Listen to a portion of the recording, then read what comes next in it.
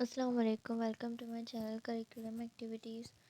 قرآن و حدیث، تفسیر اور تاریخ کتاب سے جمع کی گئی دلچسپ کہانیاں جو سبق آزمودہ اور تجسس آمیز واقعات سے بھری ہوئی ہیں. اللہ رسول صلی اللہ علیہ وسلم کی محبت پیدا کرنے والی عبادات، اچھے اخلاق اور والدین کی فرمانبرداری کا درس دینے والی دل نشین اور دل پذیر کہانیاں جو خود بھی سنیے اور بچوں کو بھی سنائیے. تو سب سے پہلی کہانی کا نام ہے نادان شاگرد. ایک پہلوان تھا جس نے پہلوانی کے 360 داؤ سیکھے ہوئے تھے. 360.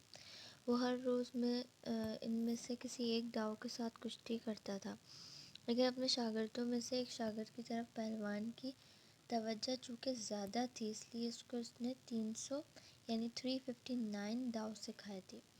ایک داؤ اس کو نہیں سکھایا. وہ شاگرد روز سے کہتا کہ اسے وہ داؤ بھی سکھائے، لیکن پہلوان ٹال دیتا.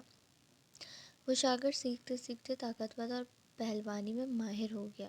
کسی کے اندر اس سے مقابلہ کرنے کی ہمت نہ تھی، یہاں تک کہ اس نے شاگرد نے غرور کرتے ہوئے کہا، اپنے وقت کے بادشاہ کے سامنے یہ بات کہہ دی، میں اس استاد کا احترام جو کرتا ہوں وہ اس کی بزرگی کی وجہ سے، ورنہ طاقت میں اس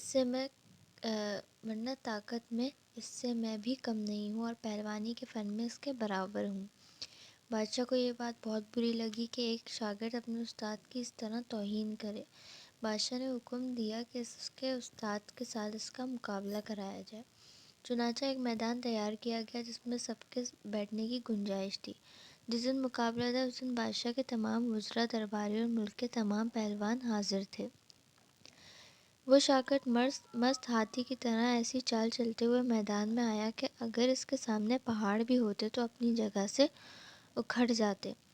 ادھر استاد نے بھی جان لیا کہ شاگرد اس سے زیادہ طاقتور ہے، اس لیے اس نے اسی آخری داؤ کو استعمال کیا جو شاگرد نہیں جانتا تھا، اور اس کو اپنے بازوؤں میں اٹھا کر زمین پر پٹخ دیا. شاگرد کے حلق سے عجیب عجیب آوازیں نکلنے لگیں. بادشاہ نے استاد کو انعام و اکرام سے نوازا اور شاگرد کو ڈانٹا کہ اپنے سکھانے والے کے ساتھ مقابلے کا دعویٰ کیا اور اس کو پورا نہ کر سکا. اس نادان شاگرد نے جواب دیا کہ استاد نے طاقت کی وجہ سے مجھ پر کامیابی نہیں حاصل کی، بلکہ اس داؤ کی وجہ سے حاصل کی جو استاد نے مجھے سکھایا نہیں تھا. استاد نے کہا، میں نے اسی دن کی وجہ سے داؤ کی حفاظت کی تھی کہ اگر تو دشمنی کرنا چاہے تو نہ کر سکے. تو اس کا فائدہ کیا ہوا کہ استاد تو ہمیشہ استاد ہی ہوتے ہیں. شاگرد کو کبھی استاد سے آگے نکلنے کی نہیں رکھنی چاہیے. اگر ہم استاد نہ سکھاتے تو ہم آگے کیسے بڑھتے؟